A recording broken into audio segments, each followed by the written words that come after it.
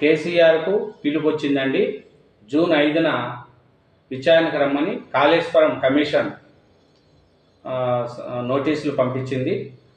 కాళేశ్వరం ఎత్తిపోతల పథకంలో భాగంగా కట్టిన మేడిగడ్డ, అన్నారం బ్యారేజీల నిర్మాణంలో లోపాలు, అవకతవకలపై విచారణ జరుపుతున్న కమిషను ఈటల రాజేందర్ గారిని, హరీష్ రావు గారిని, సీఎం కేసీఆర్ గారిని విచారణకు రమ్మనింది. అప్పుడు సీఎంగా కేసీఆర్ గారు, నీటిపారుదల శాఖ మంత్రిగా హరీష్ రావు గారు, ఆర్థిక శాఖ మంత్రి గారు ఈటల రాజేందర్ గారు ఉన్నారు కాబట్టి దాంట్లో జరిగిన అవకతవకల మీద విచారణ కోసం జూన్ 5వ తారీఖున కమిషనర్ ముందు హాజరు కావాలని వాళ్లకు నోటీస్ పంపించారు.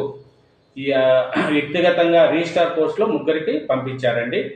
ఈ నిధుల విడుదలపై నేటి ఆర్థిక మంత్రి ఈటల రాజేందర్ గారు కూడా హాజరవ్వాలనేది కమిషన్ను తెలిపిన వివరాల ప్రకారం తెలిసింది.